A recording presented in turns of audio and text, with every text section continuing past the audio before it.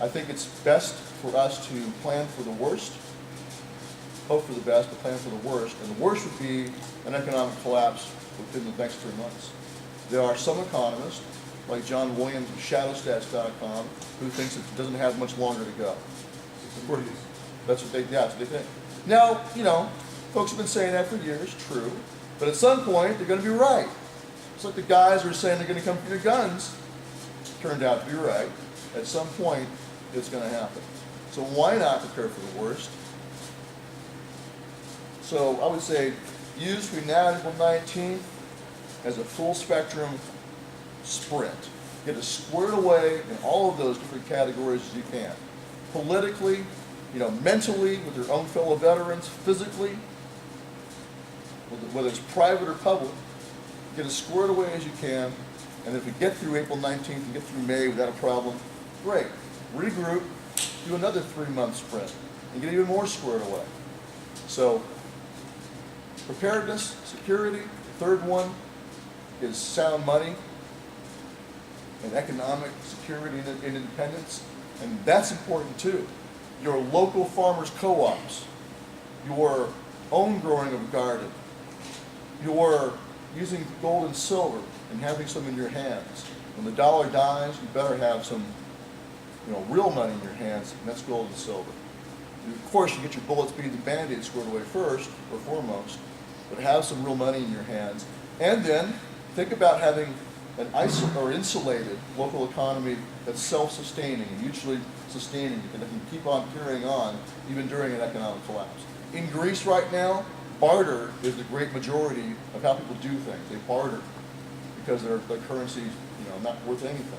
Same thing happened in Argentina. They turned to barter. So, what's that? Portugal. And Portugal, yeah. This is what happens. This would happen in Germany too. In Germany, when they had their hyperinflation in the 1930s, what happened there is the people in the city were rushing out to the country with bags full of silver, with pianos, grand pianos, and all this stuff to the farmers, and just trading like a huge bag full of family silver for a sack of potatoes or a sack of wheat. So the people in the country the farmers stopped selling their goods to the cities, stopped sending trucks to the cities because they didn't want the fiat money. The German mark was worthless. Why would they turn in their turnips and potatoes for worthless currency? They kept it and ate it themselves or traded with each other in the local economy. And the city folks had to go all the way out to the country to beg, hey, please take my family grand piano, in exchange for a bag of potatoes. So, grow your own food, support your local farmers, don't rely only on potatoes from Idaho all across the country. Get squared away here locally. The last one is sovereignty. And that includes nullification and local autonomy. You're going to have to wean yourselves off of federal money. No such thing as a free lunch. When you guys start standing up, if you wind up standing up and nullifying against federal laws, what are they going to do in response to that? They're going to cut off your highway funds. They're going to cut off your funds for your schools and your federal grants for the police you've been getting. All that stuff that they've been giving you, of course, which is your money originally in the first place. It's how perverse it is. But they're going to try to use that as a weapon against you. So be ready. That comes back again to you citizens, filling that gap and being the volunteer fire department and volunteer police force. If the local city goes bankrupt, which is what's happening now across the country, and they cannot afford to pay for fire and police, who has to do it? Who? You do, yeah. It's like the very first scene in that John Adams miniseries. Remember that? He comes home he's a lawyer. He comes home from a long day being a lawyer, takes off his wig, takes off his boots, pops his feet up in front of the fire, and is relaxing, and then a bell starts to ring. What's he do? Does he say, oh, I guess there's a fire somewhere, I sure hope the fire department gets there? No, he gets off his butt, throws on his boots, runs outside, grabs a friggin' bucket, and starts to bail and put out the fire, along with the rest of the people. That's what a citizen does. A couch potato waiting for somebody else to do it is not a friggin' citizen. So, anyway, that's my spiel on that. We've got a responsibility to stand up right now. You guys, and one last thing I'll say is you should be availing yourself fully of the training that Chris has available here. You really should. I wish he was in Montana. I'm trying to talk him to moving to Montana. I'll do everything I can to get him No. there. 'Cause I'd love to be able to come train like this every friggin' week or every month. The more times you go through that shoot house, the more times you guys go out here and go through it and do it, you know, the less likely you are to die in real life. It's like football or martial arts. You gotta spar, you gotta scrimmage, you gotta go do these things. And you gotta learn your plays and work them. And that's how you get better. You don't get better by reading a book and saying, oh yeah, I understand how to slice the pie and move through a shoot house and that kind of stuff. And, but you don't do it against a living, breathing, thinking human being. It's a big difference. Force on force is where it's at. It's where it's at. Do it. There's guys that are doing it with airsoft, paintball guns. Simulation is the best. Because you got a realistic sight picture, you're using the exact same gun, same holster, same magazines, everything.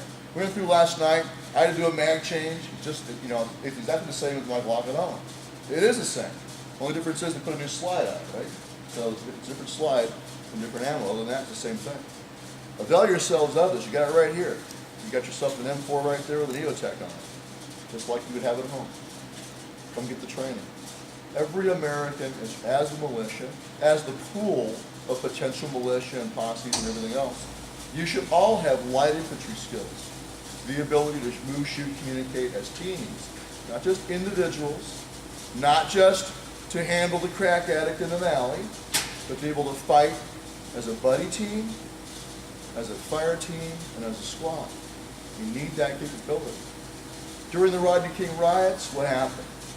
Were the Koreans fighting only against individual street criminals? No. They got together, they were like a friggin' squad. 8 guys or so defending one shot, working together as best they could against a potential large pool of enemy. It was friggin' infantry warfare. Of course, they were so much better at it than the gangbangers, it was a pretty one-sided contest. That's what you want. You want to be as squared away as you can, so that whoever you're facing in those kind of circumstances, you are capable. That's what it means to be in the militia, to be an American. You need to have small infantry skills. If you don't have them, you're deficient. Get them. This guy can give you to you. Of course, within the context of totally lawful and legitimate behavior under the Second Amendment. I would always advise people, putting my lawyer hat on, do not engage in hypotheticals about using lethal force against officers of your own government, local or federal, or the military. You don't need to do that to train. You don't need to say, well, here's how I would do this and that against these people. Just go train. Go learn the small unit tactics. You know a Vietnam vet? Learn from him. Ask him. What were the lessons learned? When you or your sons have to go into combat, they should have that knowledge. Why should they have to learn it all over again? Every generation of Americans has gone to war, most often had to learn the hard lessons all over again because the ridiculous military hierarchy did not pass lessons learned on effectively. I want my son, who's 16 now, to know everything I know everything he knows, know everything every other veteran knows. All the guys come back from the sandbox right now, they should be teaching you. It shouldn't be, well, that's for military and law enforcement only. No, that's for Americans. Americans need to understand how to win a firefight, how to react to a vehicle ambush, an IED. Americans need to understand these things. You don't know the future. Go ask some Americans who live down on the border right now with Mexico, in Arizona.